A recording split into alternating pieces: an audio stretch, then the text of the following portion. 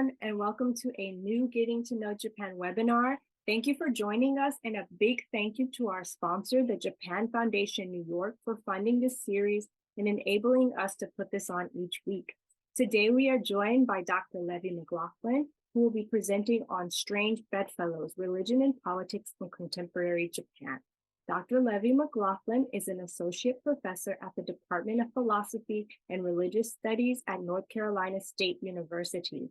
He received his PhD from Princeton University at the previous study at the University of Tokyo, and he holds a bachelor's degree and master's degree in East Asian Studies from the University of Toronto. He has worked as a research assistant at Kokugakuen University in Tokyo, and was a visiting research fellow at the University of Michigan Center for Japanese Studies, the Asian Research Institute at the National University of Singapore, and the Center for Asia and Pacific Studies at the University of Iowa. Dr. McLaughlin was previously an assistant professor of religion at Wofford College. Dr. McLaughlin, it's a pleasure to have you with us today. I'll let you take it from here. See so many people joining in. It's great to be back at YCAPS. I was looking back at when I'd last been here, and it was in June, on June 28th this past year. So just a couple of weeks before the July 10th election, days before the tumultuous events of July the 8th, 2022. During that session, a wise participant asked me a question about the influence of the Unification Church on politics in Japan. And I very unwisely responded along the lines of, well, you know, there are these historical links between the church and Japanese politicians, but overall, it seems as if some of those connections might be overstated, and maybe it's not the most important player in Japanese politics. And then, of course, what happened was one of the largest upheavals in memory, and certainly an epochal moment when it comes to looking at the intersection of religion and politics. And so in that regard, I feel compelled to begin by addressing those issues and doing my best to contextualize what it means to think about the upheavals that have happened since July of last year, and to put into context connections, the moral panic that has emerged regarding the specter of religion and its intersection with politics in Japan today. So I'm going to begin by addressing the precipitating event. So shortly before noon on July the 8th in 2022, former prime minister and who was then Japan's most powerful politician, Abe Shinzo, was on the streets in Nara, Western Japan. He was campaigning on behalf of a fellow Liberal Democratic Party candidate for the July 10th House of Councilors or Upper House election. He was shot from behind by Yamagami Tetsuya with a homemade pipe bomb style projectile weapon.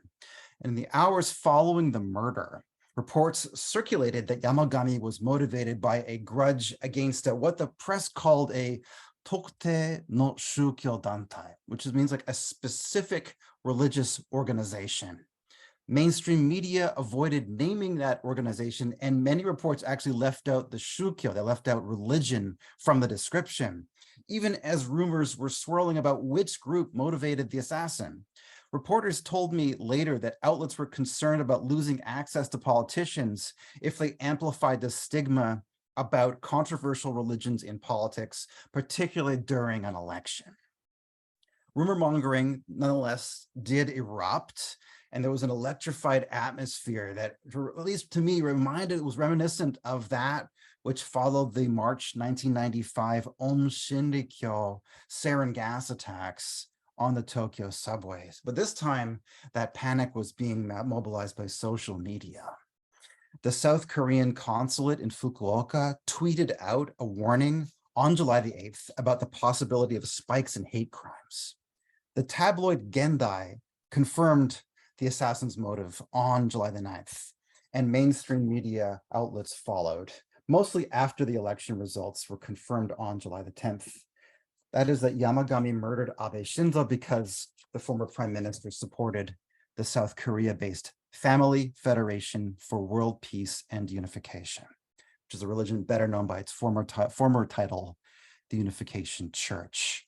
I'm going to leave details regarding revelations about the church and the nature of the church's practices to Q&A, because that could swallow all of our time, because I'd like to actually focus on some guiding questions that perhaps let us understand the upheavals that have happened in recent months. Those questions are along these lines.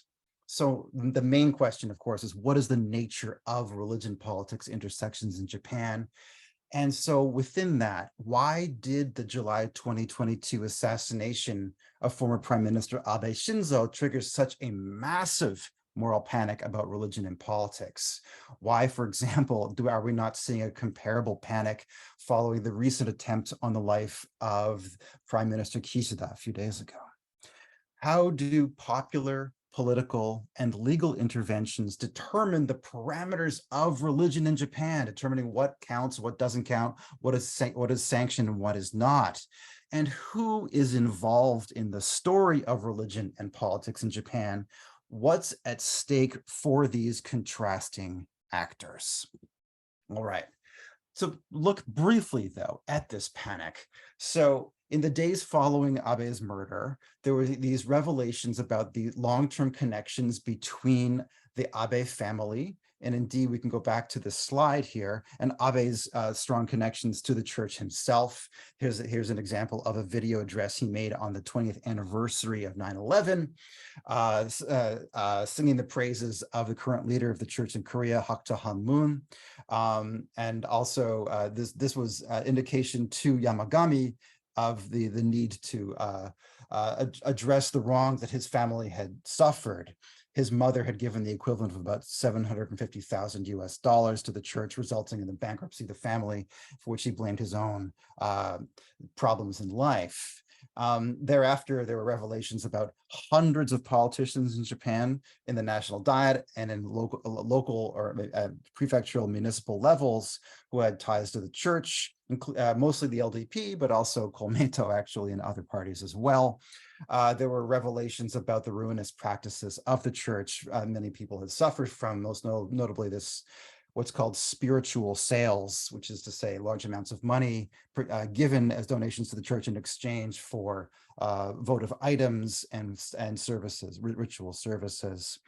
The practice of group marriages or holy blessings, as they're called, sending many women from Japan to Korea and other places, and the practice of adoption of children, which were very difficult for the Japanese government to track via the civil registry service in Japan. This also spawned Japan's largest ever Twitter event. This is thanks to Matthew Brummer at the National Graduate Institute for Policy Studies, who's been kind enough to consult with me about this material. He's been gathering Twitter data. Conservatively, this is actually a little out of date here, something like 350 million tweets went out in the first 3 months that dealt to some degree with sort of outrage regarding the intersection of the Unification Church and Japanese politics. You can see here, this is just tracking Unification Church related tweets. What's notable is just the unbelievable numbers, and also just how sticky it is, how tenacious this topic has remained and continues actually quite strongly into the present. Why? Why this particular moral panic? Let's think about religion in Japan as a concept, as a legal phenomenon, and how it's popularly understood. So every few years, major news outlets and major pollsters carry out opinion polling in Japan that addresses questions along the lines of, do you have religious faith? And in fact, that's the wording of the question that was asked, but in 2008, in a much cited study by the Yomiuri Shimbun, Japan's largest newspaper in terms of circulation. As you can see, only just over a quarter of the respondents said that, yes, I'm comfortable saying I have religious faith, answering that loaded question. Many other surveys produce similar results. For example, the 2010 World Values Survey, Japan ranked lowest in the world in terms of respondents who trust religious organizations, below even the People's Republic of China, which is run by the fiercely atheist Communist Party. In 2015, the Wynne-Gallup International Global Index provided the option of respondents to self-proclaim as atheists. So for example, only 13% of these respondents said that they're religious, which is second lowest in the world, next to China. 31% said they're not religious, and 31% said they're atheists, which isn't really a thing in Japan, but I think given the option, many people wanted to maximally distance themselves from religion. The numbers change a little bit if you ask what you do. So for example, the 2018 survey by NHK the Broadcasting Culture Research Institute, their research wing, produces slightly more, I guess, heartening numbers in terms of people saying they believe to some degree in the kamis or the Buddhas. Only 32% said they assert non-belief. 71% said they perform some kind of ritual. But nonetheless, these are low numbers. In the 1890s, it was 80 to 90% of the Japanese population that said, I have religious faith. What happened? Well, we have to think in terms of the intersection of religion and politics being the actual origin of the category. The word that is used for religion in Japan, shukyo, is a product of political intervention. It is not a neutral story by any means.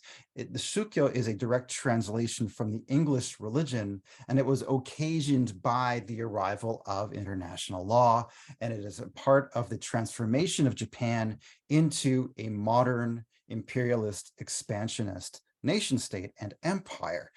Prominent examples of this are, among them are, for example, the 1858 Treaty of Amity and Commerce between Japan and the United States, better known as the Harris Treaty, in which Article 8 describes the parameters for religion, and this occasioned one of the more important examples in which the word had to be translated into Japanese. It took about a generation for the English word religion to stabilize as the Japanese word shukyo, about 20 or so years. And as you can see here in this example, there are clusters of other vocabulary that were used to address different dimensions of the term. Because of this specific introduction and the assumptions that accompanied it, most prominently Protestant Christian assumptions, religion presuppositions took hold early in this transformative period. So, and those last quite strongly into the present. So you can see those, for example, in the wording of the Yomiuri Shimbun question, do you have religious faith, right?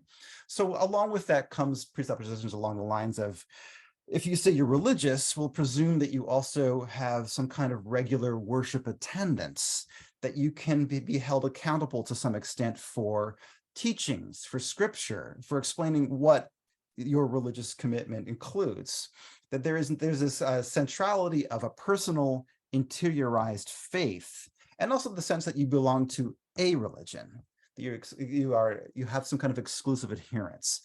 Very few people in Japan belong comfortably in all of these categories. And so there's a lot of reticence. Other reasons for reticence are the fact that there is a modern history in Japan of adjudication between that which counts as real and that which counts as false religion, that which counts as actual religion and that which counts as non-religion. And so the historian Carol Gluck, when she was writing about the Meiji era, described Christians as Japan's metaphorical foreigners. In the absence of real foreigners in any great abundance, Christians served as this opposite against which Japaneseness could be defined. I would say actually that more so than Christians, it's new religions, it's newly founded groups that have served in Japan reliably as this opposite against which the orthodox, the true, the reliable can be defined. And you see examples over and over again throughout Japan's modern history of this. So for example, the religion Renmonkyo, founded by a woman named Shimamura Mitsu, was vilified in 1894. This is during the Russo-Japanese War, the Sino-Japanese War, and actually there was a lot of upset around that time, and the denigrations of the religion ended up in its decline and disappearance. A few generations later, we have Omotokyo, one of the more notorious examples. This is led by a dynamic figure named Deguchi Onisaburo, who was accused of lèse-majesté, of taking on the authority of the emperor by mustering his cadres at the headquarters atop a white horse, in emulation of the of the wartime era emperor. Reprimanded first in 1921 and then utterly destroyed. The religion's headquarters were completely destroyed by the police in 1935, who were following up on a false rumor of stockpiled weapons. Olono Saburo and other leaders were arrested for violating the 1925 peace preservation law. That same law was applied in disrupting the early version of Soka Gakkai, Soka Kyoiku Gakkai, which was founded as an educational reform movement, became a strong practitioner of a form of Nichiren Buddhism.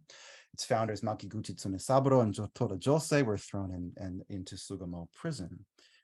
After the war, this trend continues. We see, for example, in the 1950s, Bisho Kosekai, a Nichiren Buddhism-based organization that was threatened by attacks from the Yomiuri Shimbun and then other outlets, labeled a bogus religion. Soka Gakkai, which became arguably Japan's largest active religious organization, was also targeted routinely, notably around 1995, prior to and during the Om Shinrikyo incidents by an organization called the April Society.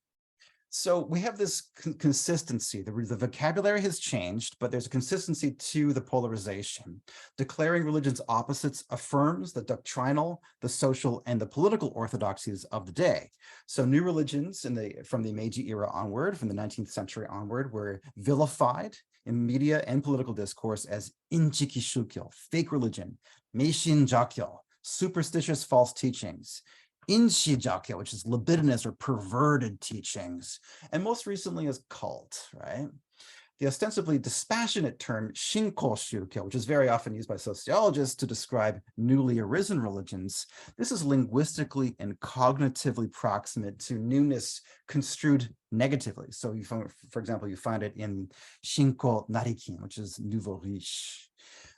Newly arisen religions serve as what the religion scholar Janine Sawada describes as whipping boys in ideologues' discursive circumscription of the modern Japanese ideal. I don't want to give you the wrong impression. There are groups that are damaging. There are groups that engage in harm. Most don't, but basically all groups that are tarred with a label of newness, of new religion or cult, bear this kind of scrutiny. And this is also strongly affected by the events of 1995, when on March the 20th, members of the apocalyptic group Om Shinrikyo boarded the Tokyo subways bearing the bags of sarin gas they'd manufactured in a secret facility near the flanks of Mount Fuji. At an appointed time, they poked umbrellas through them, releasing gas. The intention was to bring down the government at Kasumigaseki and usher in a new world order. What this ended up doing was absolutely devastating religion as a concept in Japan for a generation.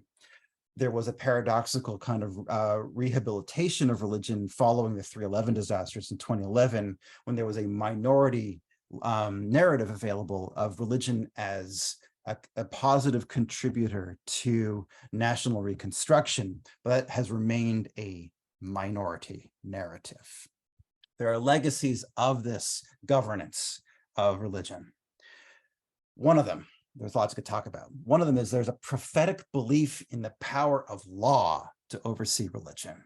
You can see this it's evident in collective reverence for example, multiple clauses in Japan's 1947 constitution, specifically in articles 20 and 89 that separate religion from the state. We see this investment in the power of the 1951 Religious Juridical Persons Law, which gives religions considerable tax relief and other benefits.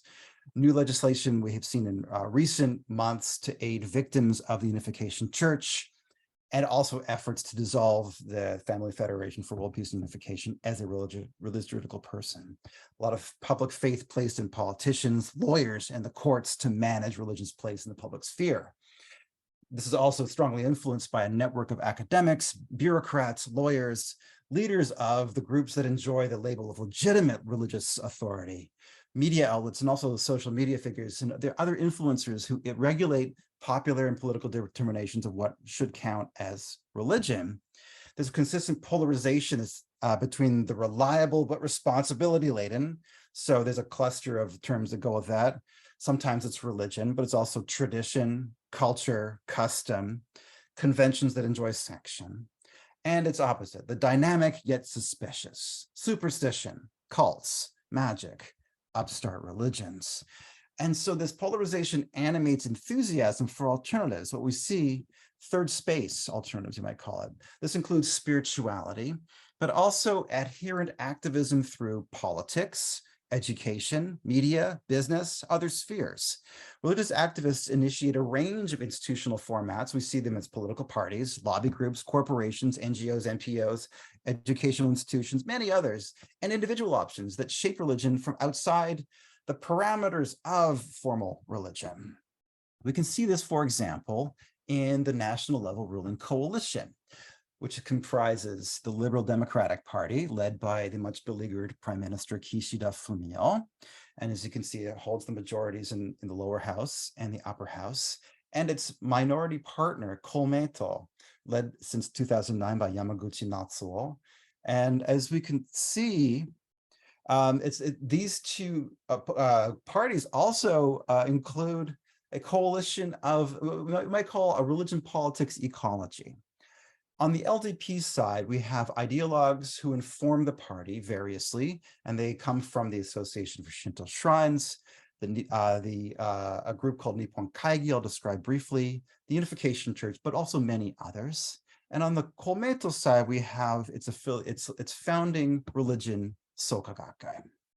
Briefly, Komeito, it's sometimes glossed as the Clean Government Party, a pivotal presence in national religious Japanese politics. The numbers here you see for the House of Representatives, the House of Councilors, prefectural assemblies, and municipal assemblies, these are mostly single-digit percentages.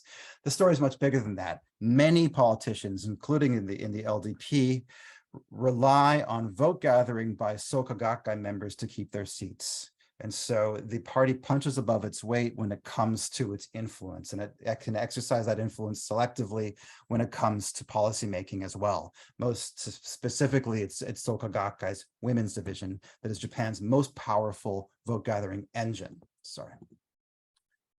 On the LDP side, we have this one important example is Nippon Kaigi, sometimes called the Japan Conference. It's numerically small. It has about 38,000 members. It's the product of a merger of two other lobby groups. They came together in 1997. One was predominantly political, the other was predominantly religious. Participants come from the Association of Shinto Shrines, its political wing, Shinto Seiji Renmei, or the Shinto Association of Spiritual Leadership, formal and informal associations of Shinto clergy, but also groups outside of religions, at least formally. For example, the ethics training organization Rin Kenkyujo, Moralogy, and other incorporated groups. We have lots of NGOs and NPOs, OISCA, the International Development NGO, for example, and plenty of religious juridical persons who come from Buddhist, Christian, Shinto, and other groups. They comprise diverse practices and teachings. They are at odds with one another quite frequently. They tend to have a shared commitment to Nippon Kaigi's political and transcendent aims, which are highly conservative, historically revisionist, and center on reverence for the emperor, among other objectives. They generally agree on the importance of person-making to realize nation-making, cultivation of the person entirely in order to realize an idealized form of Japan. And you can see this on the splash page for their homepage, for example, the slogan, Hokori aru kuni zukuri e, toward making a nation with pride. There's a paradox for religion in Japan. On the one hand, we have broad public aversion to expressions of religion, particularly in the public sphere. There is, as we can see following Abe's murder, outsized moral panic about religion and politics. Oops. And there's routine scapegoating of marginalized religious groups, some of which are dangerous, but not many actually, to affirm religious and social orthodoxy and temper religion in the public sphere. On the other hand, Japan has at least 180,000 religious juridical persons. This is shrines, temples, churches, small and very large religious organizations. 2 have ever been dissolved in the post-war era. Those are Om Shindikyo, which committed mass murder, and an organization called Myokakuji Group, which committed fraud. And these were both charged with felonies. there's a consistent and significant impact of religions and religious affiliated organizations on vote gathering, on policy making, legislation, political activities, not to mention the economy, education, media, and many other influential spheres. We can see that paradox at work right now in the push to remove religious juridical persons status from the former Unification Church. So there's a bunch of events that happened in previous months at the end of last year. I'm just going to go through them really briefly and leave stuff for the Q&A. For example, in October, the Prime Minister Kishida, he announced a probe that could strip the church of its status. There had been a telephone advice service that for victims that was opened by the government in September. They received many calls which detailed financial abuse and other abuses too. This following day, the ruling coalition was joined by opposition parties who actually initiated this legislation, Ishin no Kai and Rikken Minshuto. They were pushing for new legislation for aiding victims and basically focusing on malevolent financial damage via manipulative contractual demands, what is called spiritual sales. And the next day, Kishida announced that that civil charge violations would be sufficient to allow for the dissolution of the religion. We're in new legal territory here. There's no precedent for this. Around this time, prior to this as well, his partner in the coalition, Yamaguchi Natsuo, head of Komeito, was started to make public statements warning about excessive use of these provisions within the religious juridical persons law, saying we should be extremely cautious about abusing these orders. At the same time, also there's a rising new constituency that's very prominent now in Japanese media of what are called in Japanese the Shukyo Nisei, or the second generation religious. These are folks who grew up either as children of members or within families or somehow proximate to religions of which they consider themselves victims, which they can demonstrate themselves to be victims. And there have been many prominent presentations of these Shukyo Nisei in their own voices and also carefully choreographed by lawyers and other groups as well, spurring quick and decisive dissolution of the church, among other objectives. And so what we're seeing now is the start of these investigations. Articles 78 and 80 of the Religious Juridical Persons Law allow for the investigation and potential dissolution of religions that violate their the conditions of their having received that status. And so there's been a series of investigations. They're informed by those types of experts I mentioned earlier. For example, they are part of the Religious Juridical Persons Inquiry Board, which is under the Agency for Cultural Affairs. And the Consumer Affairs Division also has a big role in this as well. They have they have the Investigative Commission for Policies on Malicious Sales Practices, including spiritual sales. So these are lawyers, professors, leaders of religions, and others who are basically informing these governmental investigations. On December the 10th, on the last day of the parliamentary session, Japan's parliament approved laws to restrict malicious solicitations for donations and offer reparations for victims. There have already been critiques of these new laws, noting that they lack sufficient donation limits. There doesn't seem to be protection for second generation religious. The initial wording for the law included the term "maindo control," mind control. That's been dropped because that is a term largely that's been debunked in Japan's courts and by psychologists as not applicable. Nonetheless, it's used, and we see it a lot in the media around the Shukyo Nisei, lots of books, lots of social media, lots on TV in Japan and other places. And generally, these media treatments are actually finding their way into governmental treatments as well. And there's a feedback loop going back and forth, actually. So, for example, this graph on the bottom was published by Sankei Shimbun, which is a prominent right-wing newspaper in Japan, but it took its information from the Consumer Affairs Division, which essentially is treating the claims as basically religion as child abuse has become a prominent cognitive link, justifiably so in many cases that have been reported from the Unification Church. I want to conclude, however, with one profile. So I've been able in recent months to spend time with members of the Unification Church in Japan. The perspective from these members contrasts very severely from that which you see in the press. And it's worth, I think, keeping this in mind. Much of the coverage is highly gendered. There are a lot of dog whistles about the foreignness of the Unification Church. There's many other reasons to think that we need to place this into Japan's problematic past in dealing with marginalized groups. And we need to think about what it means to consider the lives of these people who consider that their commitment to the church makes them who they are. I'll talk about this one member. By the way, so I've done research, fieldwork with religious organizations in Japan for more than 20 years. This is the first time ever where I was not able to see the face or know the name of the person I was speaking with. So terrified was the person I'll refer to as Mrs. B that she just met me on Zoom and it had to be negotiated by a third party. She lives in a small city in Western Japan. She's 37 years old.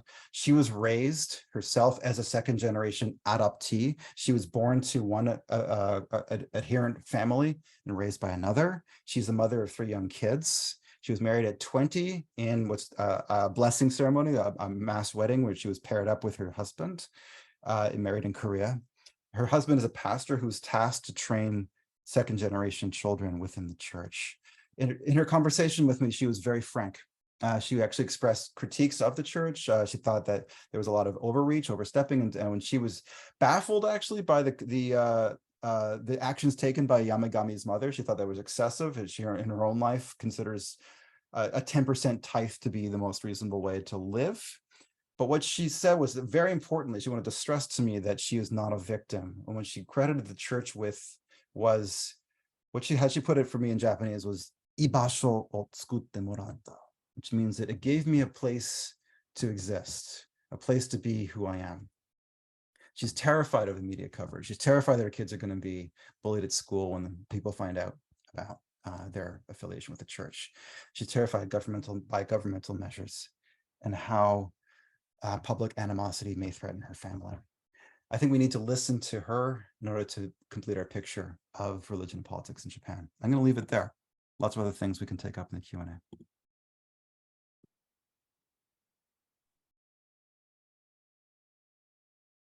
Thank you. Thank you so much, Professor Dr. McLaughlin.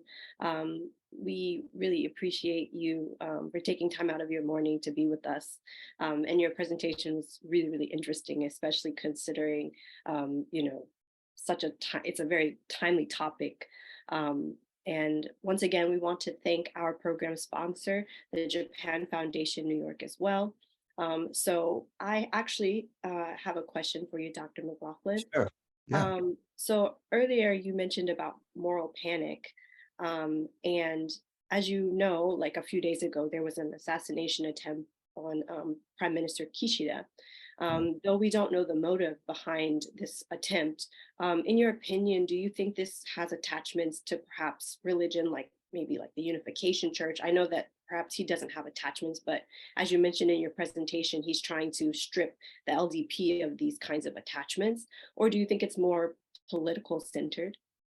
I mean, I would not want to speculate about the motivations of this figure, Kimura, who tossed a pipe bomb at Prime Minister Kishida. What is intriguing to me is the contrast in the response, the public and the political response to the attempt on Kishida, right? Compared to what happened in July of last year. So, I mean, there's lots of major differences we have to take into account. Kishida is not Abe, for one. His relative importance politically matters in this regard. I think the human tragedy of Abe's murder was of much greater import, no matter, irrespective of what you might think politically. I think it was just a horrific, horrific act. And the fact that it didn't work matters. But I'm actually struck by how little attention it's received, comparatively speaking. And it just hasn't been this blow up. And if you look at just, I mean, Twitter, since it's purchased by the billionaire genius, is no longer as reliable as an index as it was in the immediate aftermath of Abe's assassination. But the contrast remains really striking, right? I think it's the religion factor, because if we don't have any indication that this was motivated by a religious kind of grudge, or religion-inspired grudge, there's strong reasons to believe that the public response will be starkly different. It seems to be the way. Thank you so much. I think what will be interesting going forward is just seeing how politicians are able to continue to campaign with their audiences, knowing that this potential risk is out there, since this is like the second attempt that's happened on a major politician recently.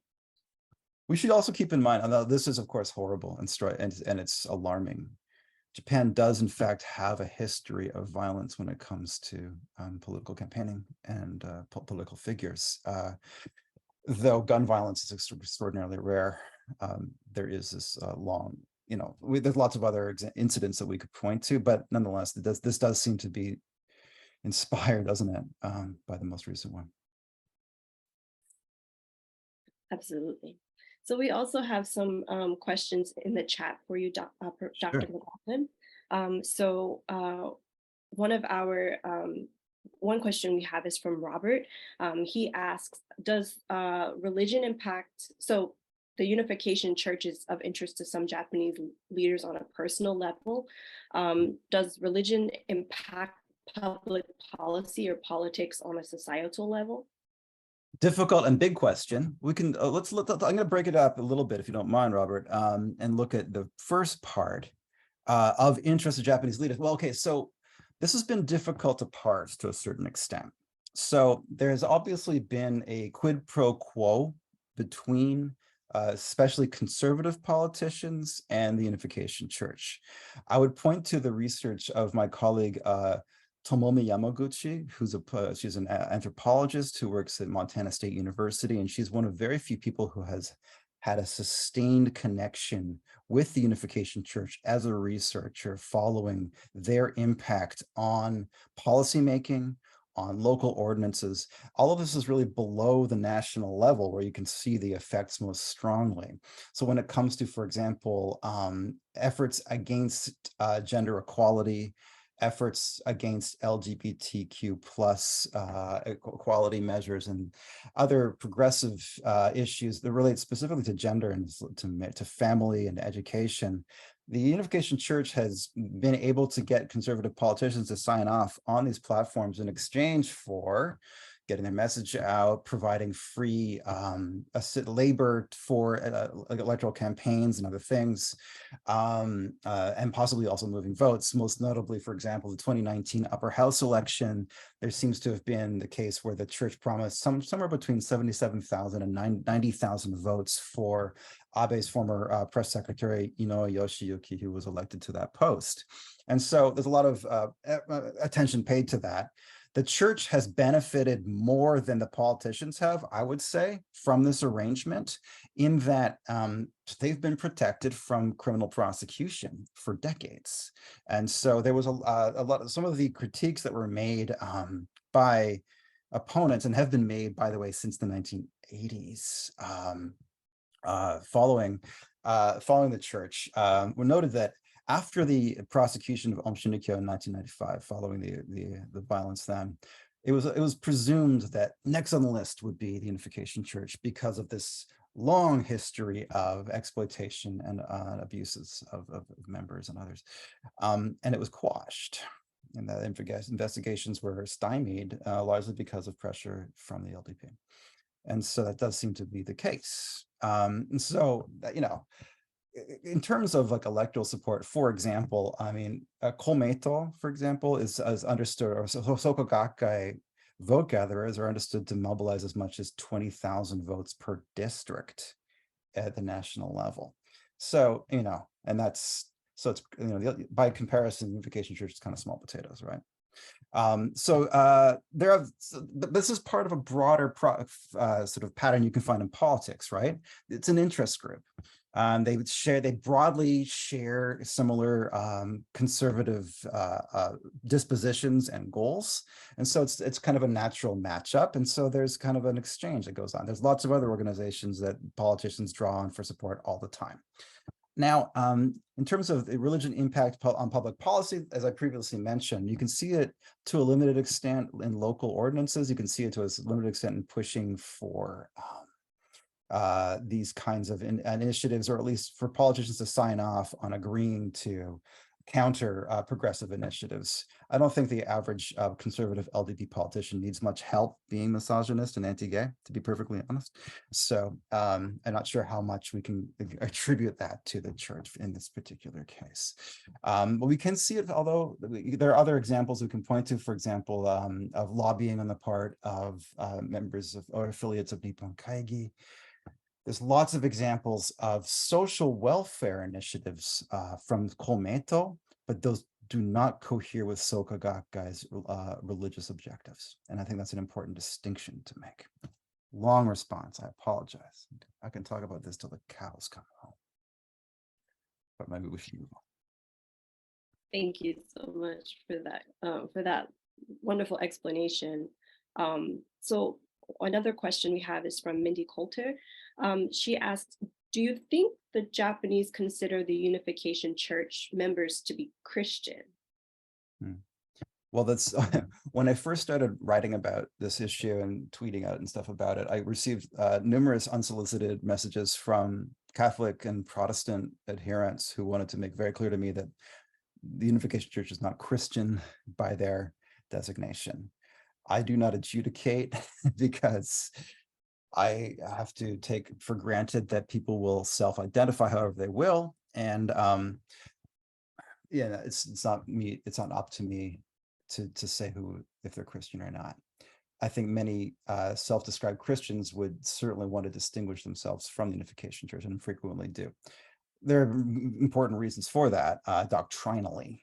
You can notably among them are the fact that this Reverend Samuel Moon is considered to be the Messiah. He's the return, and there's quite a complex doctrine around a return to Adam and Eve, and this also takes on national characteristics to the extent that Japan is characterized as an Eve country that is beholden to the Adam country of Korea, and other aspects that relate also to revisions of what you might call an orthodox or a traditional type of Christian reading of original sin, various other aspects, pretty much a wholesale revision of Christian doctrine that you can find in the speeches and the writings of Reverend Moon, who died in 2012. They call themselves Christian. So, and also importantly, when it comes to Japan's religious juridical persons law and the registration of religious juridical persons with Japan's Ministry of Education, there's actually these if you read every year, they issue an almanac called the Shukyo Nenkan, the religion almanac, and it's for decades has followed Buddhist, Shinto, Christian, and other designations. Where does it fall? It falls in the Christian designation. So it's complicated that way. So the second part of her question is, who in the Kishida cabinet considers themselves to be Christian? Because a lot of the Japanese elite are Catholic, like also. Yeah, I mean, I actually don't think that's a very useful question to ask. Because of some of what I was describing earlier, the complications that surround religious affiliation in Japan. Someone might come from a Christian family. Does that mean that they have guiding principles that will sway how they vote, act, otherwise view the world? We cannot make these designations very easily at all. We have to put that into a context that we're looking at in Japan. What does it mean to exercise oneself in the public in a religious fashion? Not comfortable suggesting that this is going to have any sort of a meaningful impact, actually, so I'm not going to talk about that. Okay, so moving on to our next question. This is from Alexa Cummings. It asks, do you think that the larger conversation about financial exploitation and abuse and power harassment and Yamagami's mother being seen as being defrauded by the church had some role in why the Japanese public has responded so strongly? Yes, definitely. Yeah, I think there's a great deal of outrage. It's also not just the public, but it's the government. You can see that much of the impetus, much of the investigation is led by the Consumer Affairs Division, and the new law actually has a lot to do with malicious sort of solicitation of donations, and it's actually not specifically about religion at all. It's about malicious solicitation of donations. The difficulties that surround that end up coming back to religion, in the sense that, how do you determine if someone was in their right mind when they agreed to a contract? And so if someone says, no, I'm fully cognizant and I'm making this choice as a self-realized person, and I want to give a very large amount of money to an organization because I'm so inspired by my commitment to it, becomes very difficult to characterize that person as being swayed by outside forces, right? But that is the attempt of the new legislation. How that's going to be put into effect remains very difficult. And so much of the accusation that follows this is along the lines of, well, these people are suffering from mind control by a cult, right? There too, however, it doesn't necessarily have to fall under the rubric of religion, right? There are lots of other organizations that may not be as explicitly religious that might fit that description. Nonetheless, it's so that there's a lot of concern that this law won't actually have teeth, that when it comes down to it, it will be very difficult to enforce it beyond, a few caveats to do with selling real estate, which was the case, for example, for Yamagami's mother, who had inherited a company and property and sold it and ended up going bankrupt, right? So, excuse me, Robert Hoppins, in the chat, he also wants to know, do we know if Abe, when he spoke at functions that were sponsored by political organizations of the Unification Church, if he knew or even cared that those organizations were associated with the Unification Church? Or was he just supporting groups that shared his political values, like anti-communism, traditional, family values, that kind of thing? Sure. Well, it's difficult to imagine that he didn't know. I mean, considering he would record a video address, for example, that was going to be broadcast in Korea, and specifically sing the praises of the leader of the church. They also have to take into account the very strong connections that he's a third generation to do this. His father, Abe Shintaro, as chief cabinet secretary and foreign minister, had strong connections to the church, and it was very clear that he received electoral support. But most importantly, it's his grandfather, Kishi Nobusuke, who had a close personal tie to Sun Myung-moon. What they shared primarily was animosity to communism. And so they were, Kishi, among others, other major figures like Sasakawa and other major figures in Japan's right, were instrumental in founding the International Federation for Victory Over Communism in 1968. And they spoke at that inaugural event and subsequently at many other events. Kishi visited the Japan headquarters in 1970. And in fact, in 1964, when the church received its juridical person status in Japan, it constructed its headquarters right next to the Kishi family compound in Shibuya Ward, in a house that he had occupied during his tenure as prime minister in the 1950s. The ties are really close. So when Yamagami Tetsuya was arrested, he's reported as having told the investigators, it's because of Kishi that I murdered Abe Shinzo. So those ties are really, really tight and very important.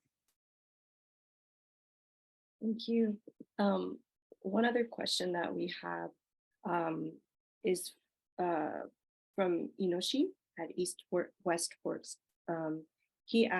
This person asks, how can we monitor manipulative and fascist sects or so-called cults? Additionally, does Japan have charitable tax status for religious organizations?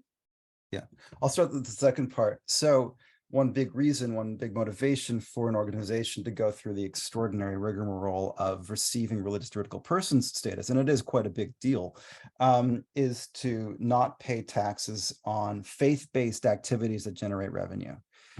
What that counts as, it becomes quite tricky, quite sticky, right? There's lots of intricacies that surround that. But what it ends up generally meaning is that you don't pay tax on any revenue that comes in from a church, a temple, or a shrine. You don't pay tax on the land that you occupy, other things like that. And so basically, this is one of the aspects that I discussed with members of the Unification Church when I was in Japan in December of last year.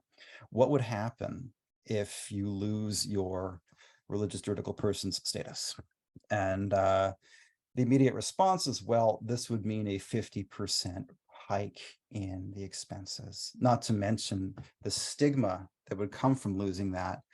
So what this would mean practically is that place to be, that the member, Mrs. B, that I described, would no longer exist, that there would not be a church for members to go to. Worth also pointing out here that if you are able to visit a church, and this is certainly not something that's easy to do now, given the current climate, you will notice that the vast majority of people who are there are elderly women. I'm talking like 95%. And that they spend all day there in some cases. Sometimes they'll come as early as 5 a.m. to take part in study sessions and prayer services, and they'll stay throughout the day, have meals, all kinds of social welfare activities are initiated there. Their entire lives are there, right? And so the impact will be tremendous. The other part of it will be that the pressure on those very women and other members to make up for that gap will be extraordinary. So this legalistic approach is going to actually end up damaging the very people that it's ostensibly aimed at saving. And so I think I'm very leery of this, what you might call sort of political theology of valorizing law as the means through which to rescue Japan from these malicious religious organizations. It's just not how things work out realistically, because it ignores what it means to belong to a religion and to actually practice it. So without that kind of insight, none of this is going to work. So to look at the other part of the question here, monitoring, well, I mean, this is that turn again to the legalistic framework. And this has been a way that the powerful religious groups have found ways to not be under this kind of scrutiny. So for example, you have to register as a religious juridical person, but there's no specific designation of which branch of the government you have to register with necessarily. So Soka Gakkai is registered as a religious juridical person with the Tokyo metropolitan government, not with Japan's national government. So it doesn't appear in that annual almanac. And the Tokyo metropolitan government, last I talked to people who knew about this stuff, maintains 2 civil servants who are charged with overseeing thousands of religious juridical persons. And I'm trying to imagine what it would mean for them to go to something as powerful as Soka Gakkai, for example, and demand that they can scrutinize the activities. This is not reality. And instead, I think we'd be turning away from that kind of vindictive attitude toward trying to understand people on their own terms would be far more illuminating. Thank you so much. So at the beginning of your the Q&A session, you mentioned kind of as a follow-up to my question, or to answer my question, that you're kind of surprised that the Kishida assassination hasn't received so much media attention as, you know, in comparison to the Abe assassination attempt. So I kind of want to piggyback this with a question from the chat. So Darren Gold asks, is there a desire from the public and the media to increase investigation into other traditional sensitive areas and effectively end Japanese media to self-censor? Is there a feeling of overall being less concerned about upsetting the power structure with regards to like religion and its involvement in politics? Yeah, it's a huge taboo and it remains one, right? And that accounts, for example, why in the immediate aftermath of the murder, there was such a reticence on the part of Japan's major outlets to even use the word religion. It was really notable. So you could see this in tweets, social media, but also broadcasts. They talked about, it was really wild to watch this actually. It was Tokute no Shukyo Dantai. So like the killer had this grudge against a specific religious organization, right? But then the reports dropped Shukyo. So you just had Tokute no Dantai, just like a specific organization. It couldn't be a more, you know, bland description, right? And so there was just such a taboo about describing religion, in particular controversial religious organizations, the taboo, creates a stigma. So they were afraid of, those of you might know this already, but in Japan, reporters generally are very protective of their access to politicians and others via the Kisha Kurabu, the reporters clubs, and they can be barred from that if they are understood to violate the explicit and tacit norms.